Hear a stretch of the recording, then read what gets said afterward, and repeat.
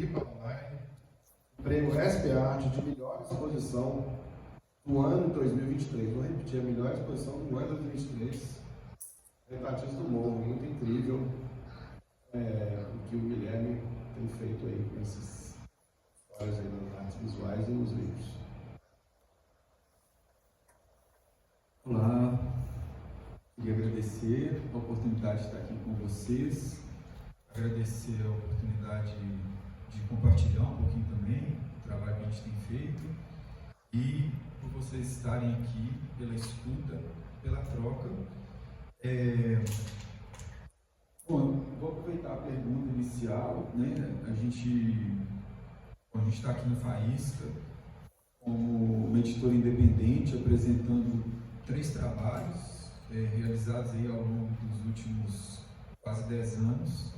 O primeiro livro em 2016, o segundo em 2020, 2023 e o do Retratistas, que é o livro que está saindo agora. A gente está lançando e os autores vieram autografar, os fotógrafos, em 2024. Então a gente vem num ritmo assim, não é um livro por ano, é muito complicado você conseguir recursos para lançar um livro por ano, mas a gente vem tentando criar esse espaço para reflexão e para pensar de forma poética, o fazer do livro.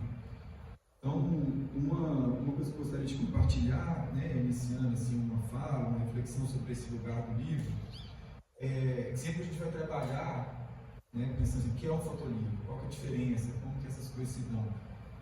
Sim, o meu objetivo, assim, eu acho que para mim isso não importa muito, assim. Não, de verdade. Eu acho que a inquietação central é pensar o livro como uma plataforma de produção de conhecimento, assim. O livro é um objeto que pode fazer um trânsito dentro da sociedade, ele pode se conectar com as pessoas, ampliando o entendimento das pessoas sobre aquele assunto e abrindo a percepção delas sobre o seu estar no mundo. Eu acho que esse assim, um livro como objeto poético, eu acho que seria uma discussão mais até assim, interessante, do que em vez da gente criar margem, a gente fazer o exercício do livre pensamento. Porque compreender, ao mesmo tempo que explica uma coisa, prende ela. Porque é uma forma de você prender ela, A compreensão é uma forma de você reduzir uma experiência. Então, o que a gente sempre procura fazer é pensar nas dimensões da experiência livro. Pensar o livro como uma experiência existencial no campo do pensamento. Então, assim, o livro parte da dimensão anatômica. Você tem uma parte que é muito parecida em pensar uma questão biológica, um organismo. Então, livro como dimensão biológica. Você tem a dimensão musical, que é o ritmo editorial, igual a música, é a mesma coisa. É 1, 2, 3, bum, 1, 2, 3, bum, vai ser mais jazz, vai ser, como é que vai ser a coisa? Então, assim, o livro tem uma dimensão musical, a outra dimensão é arquitetônica, que é espacialidade. Você pensar um livro na dimensão da espacialidade. E tem uma outra dimensão muito importante que é a inserção desse livro, que é a dimensão social. Só abrindo a discussão assim, para eu dividir um pouco com vocês o raciocínio que a gente faz antes de começar a pensar num livro. Então, pensar nessas 4 dimensões, como que elas se relacionam e como que isso vai conseguir se conectar com aquele conteúdo que você está precisando de trazer ali para dentro. Então, acho que são questões importantes que eu gostaria de dividir, de falar sobre elas também e de poder discutir com uma turma aqui, assim, as dimensões do livro antes do fazer em si do livro, que eu acho que são tomadas de decisões importantes que vão acabar direcionando o que vai ser esse livro. Se ele é um fotolivro, se ele é literatura, se ele é mais gráfico, se ele é mais sonoro, se ele é mais espacial, se ele é mais orgânico, qual dessas dimensões, ou como que essas dimensões vão estar combinadas ali. Então, eu acho que é fazer essa contribuição inicial para a gente começar as conversas e agradecer mais uma vez o espaço de fala. Bom demais, Guilherme. Vamos passar para o Gabriel Cabral, que é um artista visual, educador, editor, curador e comunicador. Mestre nestas frentes em uma mesma pesquisa artística que gira em torno das linguagens e dos processos criativos enquanto trata de variados temas. Das dinâmicas sociopolíticas, a efemeridade da vida, passando por oficinas olímpicas. Vivencia a troca de conhecimentos e experiências como uma missão.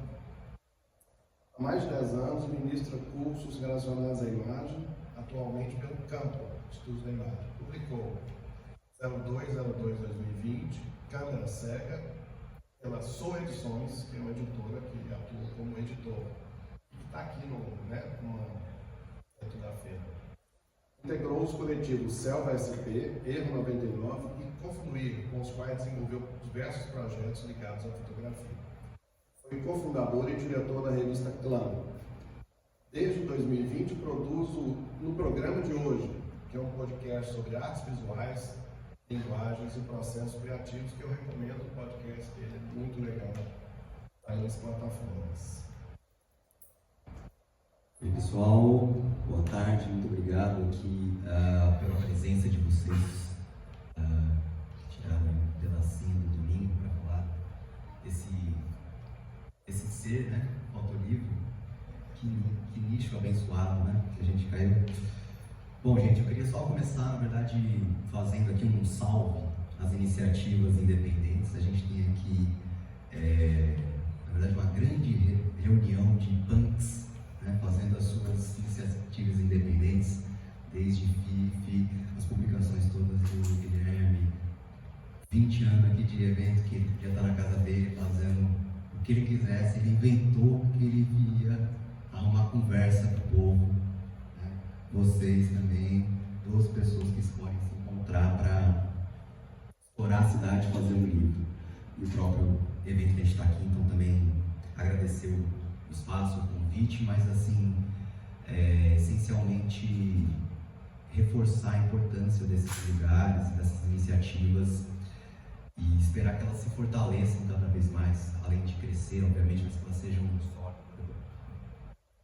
sólidas e consistentes, para elas terem força para cada vez fazer mais e crescer.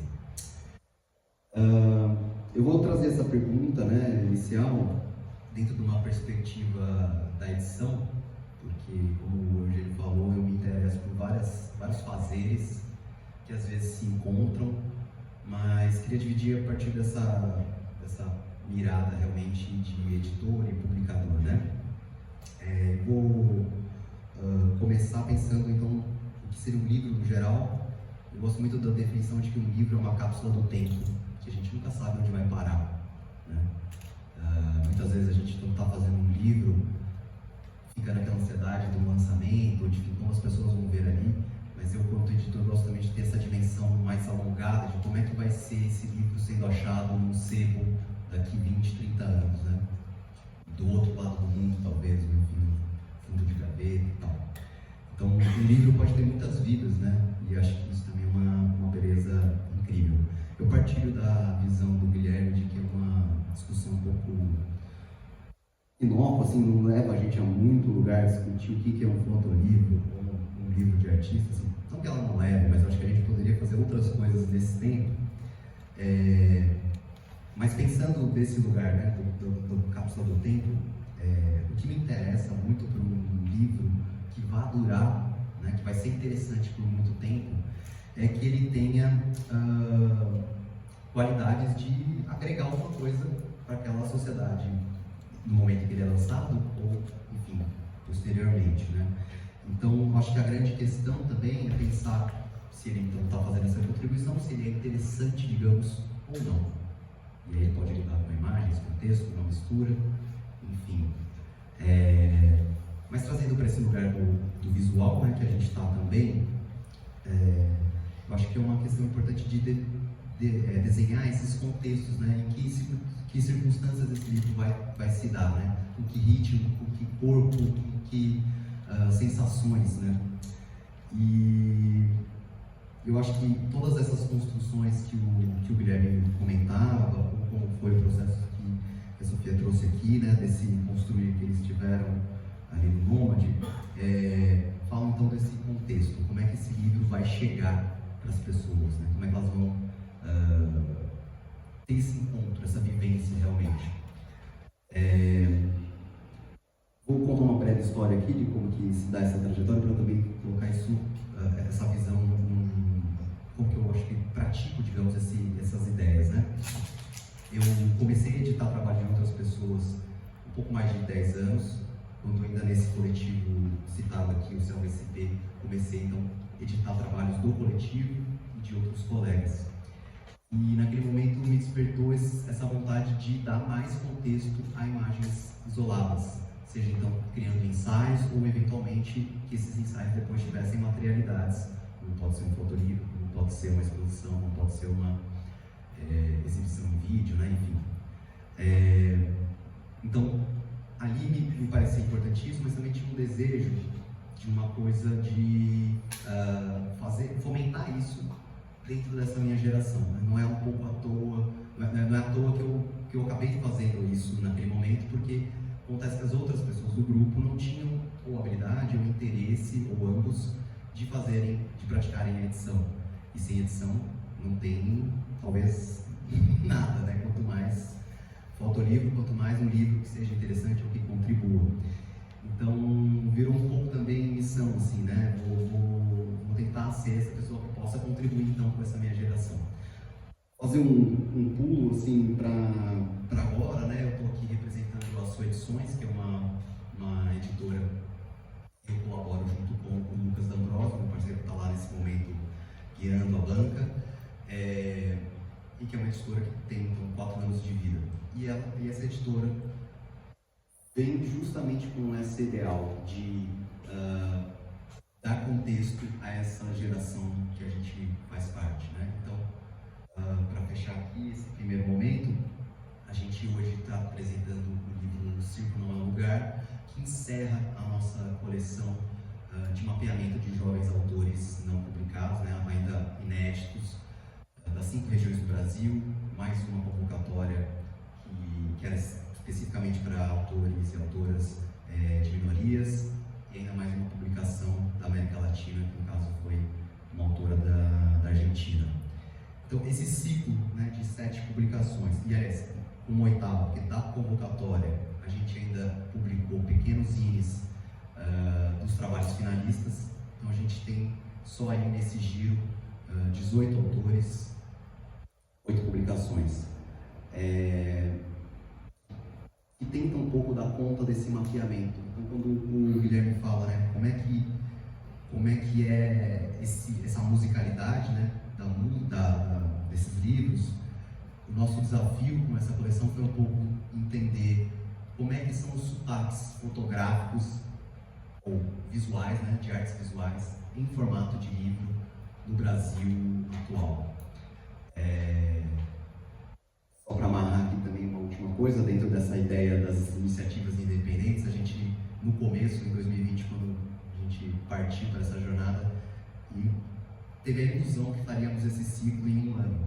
Levamos 4 para fazer todas essas publicações, por vários motivos, inclusive porque elas também demandam tempo para maturar, para a gente entender essas relações, experimentar diferentes contextos, enfim. Mas também como seria lindo se a gente tivesse alô patrocinadores, né? Dinheiro para o Foto em Pauta, né? E o Festival de Tiradentes poder publicar com paz de espírito um livro por ano, né? A gente saber que o Retratistas vai viver muito ainda, o Nômades fazer sua sequência, enfim. Então, tem também muitos percalços, tem muito calo aí, tem muito tombo que ninguém vê, e acho que por isso também estou dando esse destaque às iniciativas independentes, porque acho que é importante a gente ter esse cuidado para que a gente tenha contextos cada vez mais sólidos e contribuições mais interessantes. Então, a princípio é isso, e obrigado de novo. Certo, Gabriel, obrigado aí. Agora vai ser legal, a gente vai passar para um autor independente que publicou já 3 livros, todos muito interessantes, que é o Guilherme Bergamini, aqui de Belo Horizonte, pesquisas imagéticas do artista visual transitam entre a memória e a crítica política e social, tendo como norte a construção de narrativas visuais que contam histórias a partir da fotografia. Com premiações, exposições nacionais e internacionais, o trabalho do Bergamini segue uma trajetória de experimentações narrativas e produção independente. A publicação de fotolivros sempre foi um dos seus maiores desejos e a concretização da primeira obra foi 4 gerações, ele vai mostrar aqui, né? 4 gerações da primeira publicação, que foi em 2015, depois Educação para Todos, em 2018, e Carta Branca, em 2020. Repetindo, todos independentes. Essas publicações já participaram de festivais, feiras e mostras em mais de 30 países. Guilherme vai falar um pouquinho dessas ideias dele para nós. Guilherme Bergamini. Boa tarde, gente. Muito obrigado. É um prazer enorme estar aqui no Faísca, que é um festival que eu admiro muito. Fico muito honrado de, é a 5ª vez que eu participo, de fazer parte dessa mesa de debate com profissionais que eu admiro há anos. Então, isso para mim é muito gratificante. Então, as palavras do Guilherme, eu concordo plenamente. Então, assim, falou muito bem o que eu penso também, quanto o Gabriel, quanto a Sofia. E a forma como eu enxergo o fotolivro, primeiramente, o fotolivro me permitiu eu me identificar como fotógrafo e como artista, porque eu estou na fotografia há 28 anos. E é uma profissão que a cada dia é uma profissão que eu vejo que é mais difícil, é uma profissão muito gratificante, mas é uma realização pessoal. Então eu vejo que o fotolivro, meu primeiro que eu publiquei foi em 2015, que foi 4 gerações, eu vejo que ele me permitiu me identificar e me reconhecer pessoalmente como artista. Por quê? Porque eu sempre entrava nesse conflito de ser fotógrafo ou ser artista, e o fotolivro ele me permitiu eu me encontrar pelo processo. As minhas 3 publicações, eu digo que foram publicações bem solitárias. Então foram projetos que eu fui desenvolvendo ao longo do tempo. Nesses 10 anos eu publiquei somente 3 de forma independente, né? Todo mundo sabe que é uma publicação, né, é um custo muito alto, e ainda mais você tem que bancar a publicação. Eu acho que são pontos difíceis, mas não é impossível. Então, por exemplo, eu vejo como uma narrativa que eu busco construir histórias visuais, né, construir narrativas a partir do suporte fotográfico. Então eu vejo que essa relação intimista, solitária do fotolivro é um processo de criação que é bem gratificante. Por exemplo, o Carta Branca, que foi o último publicação minha, foram fotos feitas em aparelho celular, que eu, durante 4 anos andando pela cidade, então foi uma produção de 4.000 imagens que eu reduzi em 280 para finalizar em 17. Então é o trabalho, né? Hoje quem fotografa não necessariamente é um editor, porque a infinidade de imagens que são produzidas, né, na contemporaneidade é tanta que a edição é um trabalho tão criterioso que um erro pode levar o seu trabalho a ser redundante ou ele fracassar pela forma como ele vai ser editado. Então, meus trabalhos sempre demoraram meses, 8 meses, 9 meses, de eu pregar as fotos todas na parede e vendo todo dia, absorvendo, chegando em pontos que essa foto você não pode carregar emocionalmente com ela, você tem que ter uma visão imparcial, né, por mais que seja sua. Então é um processo bem lento e particularmente uma realização muito pessoal, porque eu ter produzido de forma independente foi uma forma de eu ter uma liberdade de fazer a narrativa que eu bem entender, sem ter que fazer filtros para agradar qualquer um que seja. Então essa forma independente para mim é muito gratificante. É um custo, então você tem que ir fazendo o seu pé de meia para ir conseguindo desenvolver. Eu faço pequenas tiragens, Então, o meu primeiro tem tiragem de 100, o segundo e terceiro de 200, que eu acho que até o Eugênio já me deu um toque uma vez falando que ia fazer uma tiragem de livro. Eu falei, você está doido? Onde você vai estocar 1000 livros? Então, pensar em edições menores, eu acho que é interessante, além de valorizar, de tornar ele rodar de uma outra forma, porque o produtor independente, ele não só produz, como ele distribui. Então, você faz parte de toda a cadeia produtiva, desde pensar conceitualmente, montar a narrativa, ir na gráfica, imprimir. Então, é um processo bastante peculiar. E um ponto principal, que o publicador independente, nós todos, a gente produz por prazer, por muito prazer e com muita dedicação. Porque se você for pensar financeiramente em produzir e vender e ter lucro, eu acho que aí já é um ponto muito delicado. Porque eu vejo que é uma realização pessoal e emocional. Porque se fosse pensar em dinheiro, eu não publicaria nenhum. E nem seguiria a linha das artes visuais. Eu ia ser médico, eu ia ser advogado. Então, eu vejo que é uma realização, é um gosto que eu tenho desde de adolescente. Então, eu vejo que eu publico como uma forma de realização. O lucro não está em evidência. E estar aqui no Faísca e poder mostrar, dialogar e conversar com as pessoas, eu acho que isso é o mais gratificante de tudo. Você ter esse reconhecimento, eu acho que não tem preço. Acho que é fundamental. Então, eu começo a falar, então acho que é por aí. Agradeço demais e foi muito bom estar aqui com vocês. Bom, vou passar para o Gabriel, que faz também trabalhos com pequenas tiragens, só que ele faz essa mediação. Enquanto o Guilherme ele é o próprio editor, um trabalho mais solitário, o Gabriel ele já trabalha com um trabalho de terceiro, digamos assim. Conta um pouco dessas experiências dele na sua editora. A gente, na editora, a gente tem trabalhos meus e do Lucas, né, que somos os editores, mas a gente sempre teve esse cuidado, como eu falei, né, de ter um olhar para essa geração, né, que está produzindo as artes visuais, especialmente fotografia, que é da onde a gente vem também, então acaba tendo até mais relações, né? Uma coisa que eu acho que é muito importante, Eugênio, para a gente, assim, muito cara, é a linha editorial. Ou seja, quais são os nortes que guiam, né, os nossos valores que nos guiam aí, o que a gente quer fazer. E eu digo isso até com um certo pesar de ver que a gente está um pouco solitário nisso. Assim.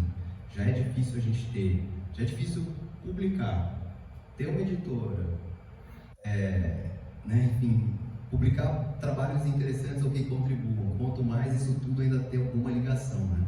Mas eu acho que é muito importante porque isso forma uma cultura editorial para os próprios autores, para o público no geral, para futuros autores, né, ou outros pesquisadores. Eu acho que você tem mais uma camada de contexto, mais um agrupamento ali. Então, as nossas publicações, elas se amarram muito por essa linha, né? Elas têm variedade grande até de linguagens, de temáticas. Não é uma editora que você vai bater o olho e falar assim, esse aqui só pode ser deles. Mas tem esse cuidado desse recorte geracional, principalmente, né? E aí, esse lidar com os autores é uma experiência muito rica, na verdade, porque é também um dos motivos pelo qual eu me interessei em editar, porque isso me dava mais bagagem, mais conhecimento para eu lidar com os meus próprios trabalhos. Inclusive, uma dica que eu dou para os meus alunos editem coisas dos outros primeiro, porque você tira o apego, né, a sua relação emocional, e aí vai estabelecendo mais recursos, mais conhecimento, mais experiência que depois você pode aplicar no seu próprio trabalho. Então, tem sido muito rico essa troca com os autores. A gente tem um cuidado também dentro da editora de não ser só uma publicadora, de não ser só um lugar que vai fazer essa distribuição, porque também é a parte mais chata, vamos conversar, né, aqui, embalar livro e ir no correio, pelo amor de Deus. Deus queira eu fique só na parede, E um dia eu posso ter alguém para fazer essas embalagens para mim, mas a gente tem que assinar o cheque e varrer o chão e fechar o cadeado no fim do dia. Mas enfim, essas trocas com os autores para a gente é uma coisa muito importante de passar esse conhecimento editorial para eles, desde os conhecimentos das técnicas de edição de fato, ou seja, como lida com o seu trabalho, até como você pode ter estratégias de ser autônomo e se autopublicar daqui para frente. Então, por exemplo, os autores sempre têm também uma parte da tiragem que eles ficam, e essa parte eles podem, além de vendendo os livros posteriormente, reaver esse investimento inicial, mas fazer também um caixa para uma próxima publicação. Então essa conta, e isso está dentro do escopo do trabalho de editor, que tem uma visão mais ampla do que só resolver o trabalho específico, mas de certa maneira também ter um olhar para a carreira do autor, de localizar onde que esse trabalho está na trajetória dessa pessoa, o que esse trabalho vai contribuir nessa trajetória, por que esse é o melhor trabalho nesse momento para você ou não o outro, especialmente para as primeiras publicações. Então, esses livretos ou esses indies dessa coleção, eles funcionam muito como um certo cartão de visitas para esses autores poderem mostrar para o mundo o que eles dão conta de fazer. A gente até costuma fazer, essa é uma analogia do Lucas que eu adoro, quer dizer que esses livretos são como EPs, e os livros maiores seriam os álbuns, os discos duplos talvez, ou até triplo, enfim, então também é uma questão de escala que é importante. E é engraçado porque muitas vezes os autores chegam pra gente e falam assim, eu quero fazer um livro desse tamanho, com todos os recursos gráficos e tal, mas nem conseguiu juntar 10 imagens que tenham uma conversa, que tenham uma narrativa, que tenham um fluxo, que tenham um ritmo, que tenha a sua própria fala, o seu sotaque e tudo mais. Então, também é um exercício gigante fazer um livro pequeno e bom, ou interessante, ou que contribua, que entretenha, que provoque, que questione, que instigue as pessoas a explorarem mais aquele tema. Então, tem muito trabalho para fazer uma pequena publicação, e a nossa ideia é sempre também ter essa troca para aprender com os autores, dar de volta para eles e, de certa maneira, também fazer uma cultura editorial para o nosso público no geral, porque também tem outros autores ali, e para que também o público entenda o que é um pouco que a gente está fazendo, porque às vezes é difícil também, você chega lá com um baralho cheio de foto, o que é essa ideia desse doido aí, Então, às vezes a gente precisa fazer e por isso também para mim o trabalho de comunicação é muito caro, porque a gente precisa fazer essa transposição desse nicho, das pessoas que estão interessadas em fotolivro, para as milhões de pessoas que estão lá no centro, a 2 quadras da gente. Enfim, então acho que esses são um pouco dos desafios e das coisas que a gente valoriza e tenta preservar com o nosso trabalho com os autores. Bacana. Vitória, o seu processo aí dessa publicação é bem diferente de tudo, porque é um trabalho coletivo, Então, a partir de uma residência, eu queria contar um pouquinho como foi essa edição coletiva, como é que se deu essa história. Essa pergunta é muito legal, inclusive agradecer a vocês também, acabou que fui bolando aqui minha fala, fiz esse agradecimento, valeu pelo espaço. Realmente, essa coisa de uma edição coletiva é um pouco o editar o próprio trabalho e um pouco editar o trabalho do outro, Porque tem muito essa relação de abrir mão também, de abrir mão do que você, enquanto indivíduo ali, gostaria ou como você faria se estivesse sozinho. Então, como foi desde o começo tudo muito coletivo, inclusive do senso de autoria se perder também, no meio da construção, assim, a gente sabe quem fez cada imagem, a gente lembra, mas aqui dentro do livro é tudo nosso, tudo coletivo. Então, durante a residência, para fazer o livro grande, tiveram GTs, tiveram grupos de trabalho, porque a questão do coletivo também é cada um dá o que dá melhor, fazer o que faz melhor. Então, ficaram na edição do fotolivro a irmã do Lamas, que está ali, e o Marco sem S, as duas pessoas pessoas com experiência aí nessa área, né, de design gráfico, de edição. Então eles foram trabalhando ali, entendendo com as imagens que a gente tinha, porque foram criadas muitas imagens. Então era uma coisa assim, uma pessoa fazia uma imagem, outra pessoa se apropriava daquela imagem e construía uma coisa nova com aquilo, uma colagem ou uma nova narrativa, né?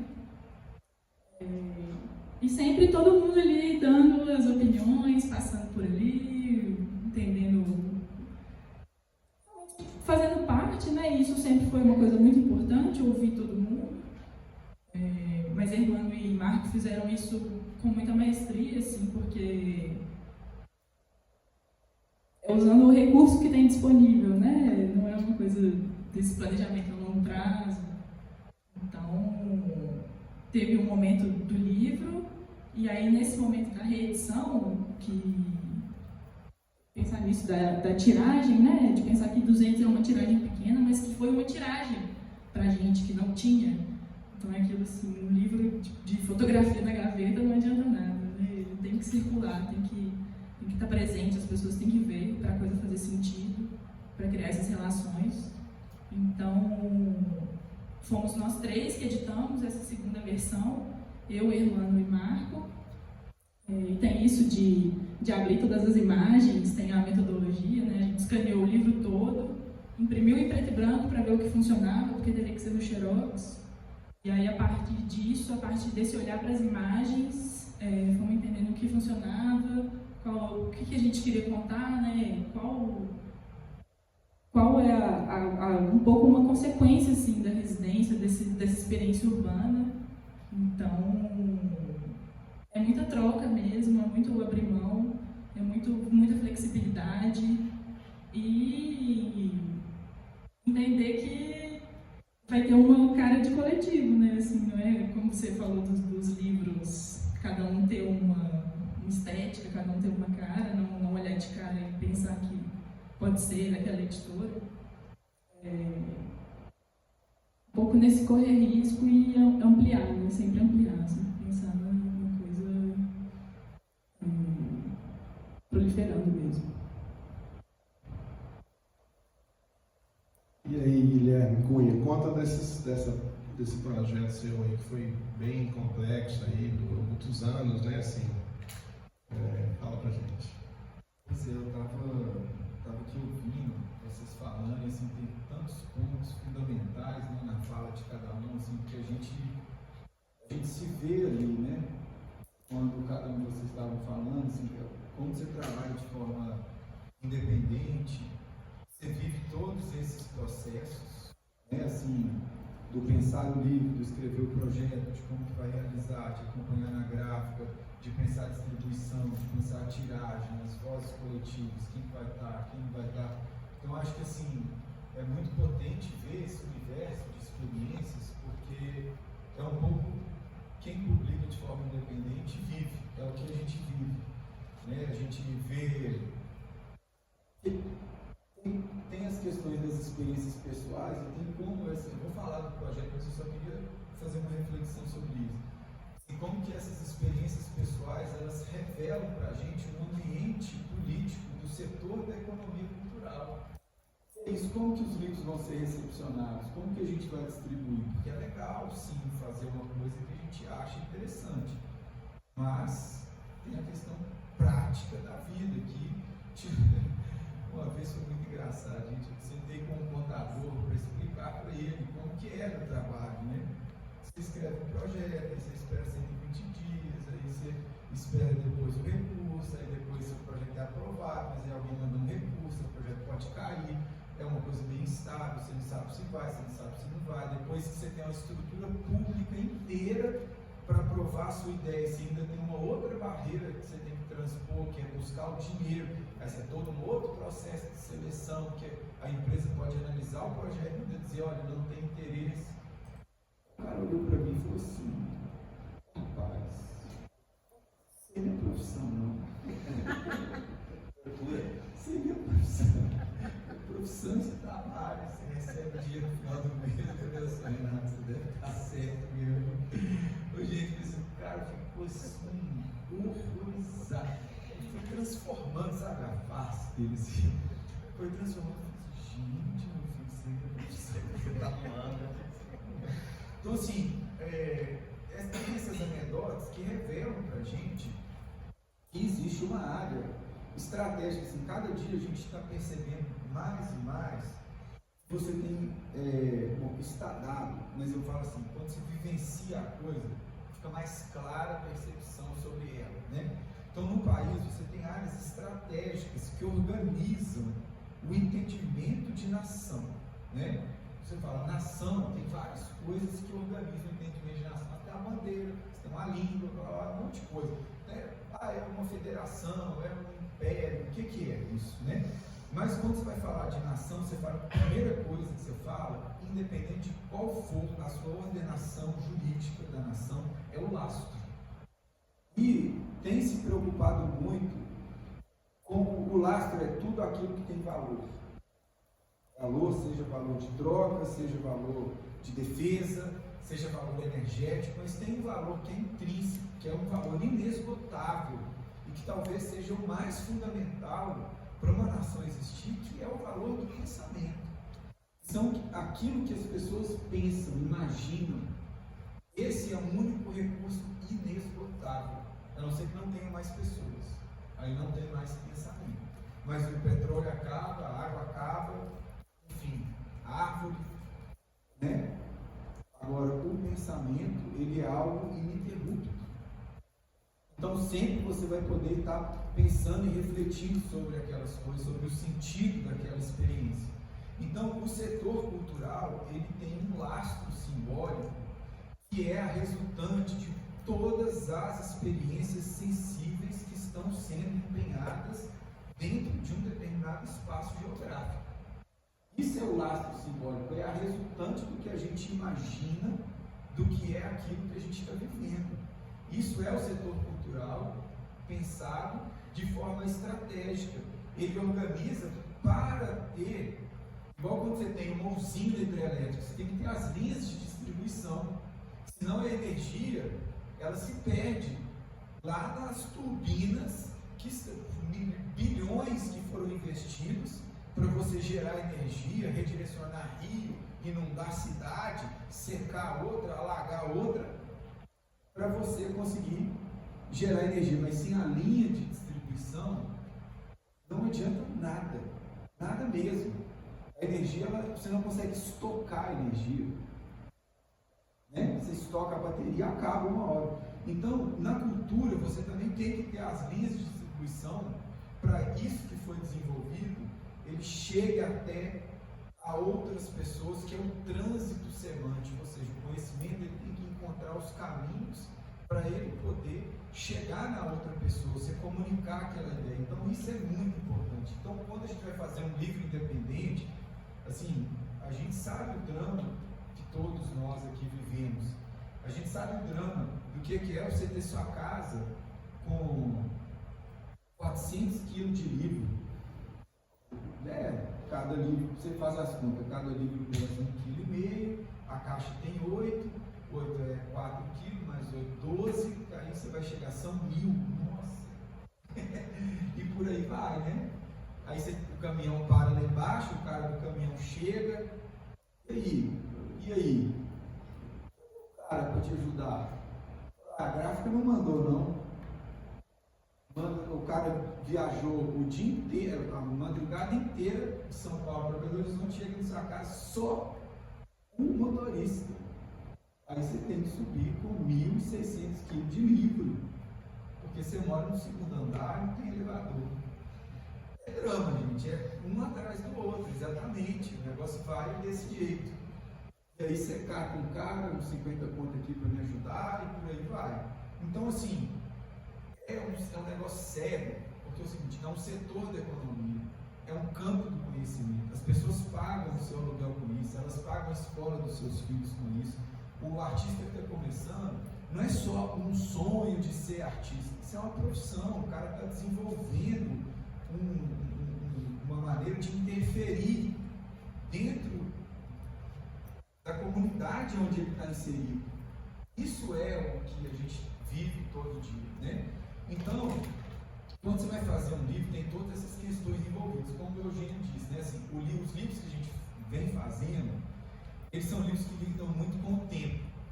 Porque o primeiro livro, que foi o Memórias da Vila, então vou falar rapidamente.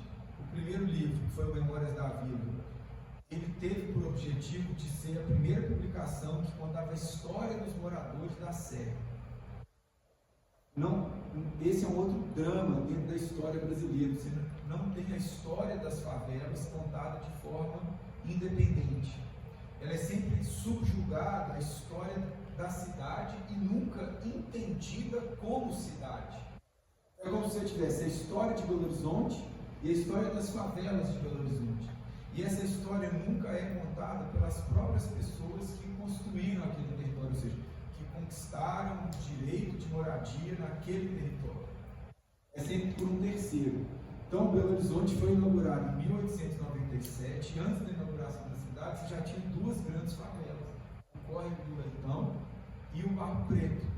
O Córrego do Leitão, onde hoje é o bairro Santa Teresa, e o Barro Preto, onde é o bairro Barro Preto mesmo, onde tem o fórum. Só que essas histórias desses territórios não foram contadas pelos seus